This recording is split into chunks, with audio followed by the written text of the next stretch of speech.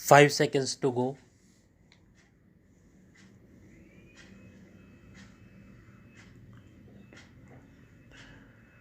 Start.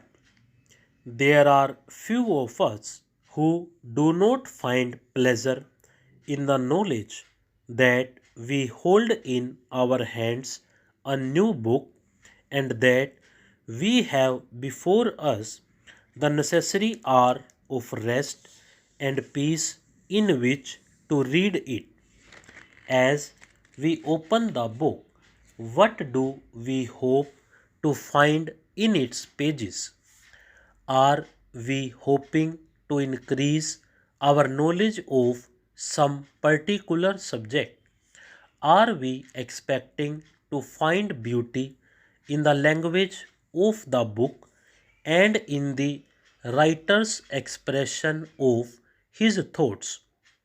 Or are we going to read the book simply for the pleasure to be found in the story which it will tell?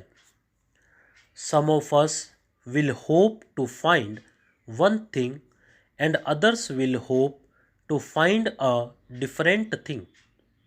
But if we are reading just for the story, what kind of story do we hope the book will tell?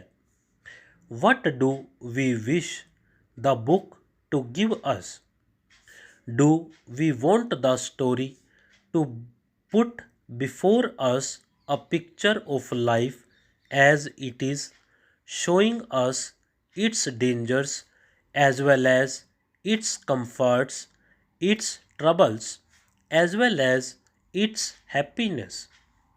Or do we want the story to take us away from the real world and to open out for us a world of the make believe, to show us life as it might be if this world were perfect, or as it might be in a quite different world which exists only in the mind of the writer? Our answers to these questions will depend partly upon the state of our minds at the time of the question being asked, and partly upon the general purpose of our reading. If we read with no set purpose in mind, we shall probably like best the books of the second kind. If we are reading because we regard the art of writing as something valuable in itself, because we love to read well written matter, because we value expression of thought and idea, then we shall probably want to read books of the first kind, the books which attempt to paint a picture of life as it is lived day by day by people in different countries and in different stations of life. Books of this kind are very often well written, for it is the writer with the most power over words who can most successfully put before us these living pictures, so that as we read we say, "Yes, that is so. I have seen that, I have experienced that." The writer is writing of what he knows and of what he had seen. Such books develop our minds, help us to think clearly, and add to our own experience the experience of the writer. Many years ago, a very well known writer of the time said that there were two kinds of book: the books of the hour and the books of old time.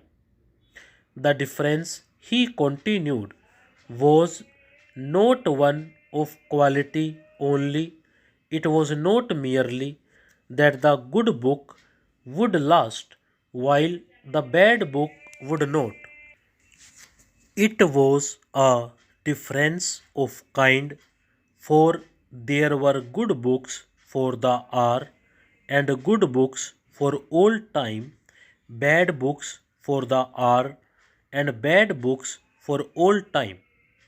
The book of the make believe world is generally a book of the hour.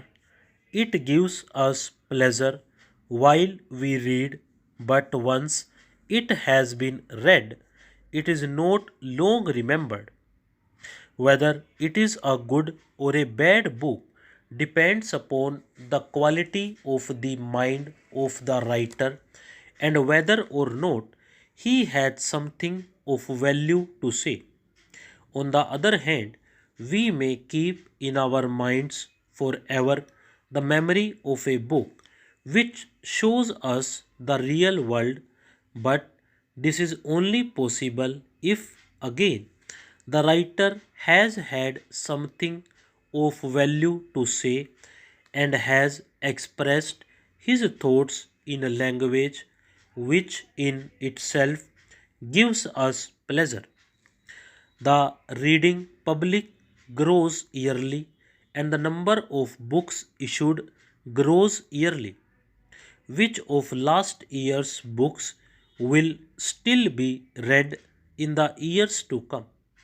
Few of us would care to express an opinion. Stop.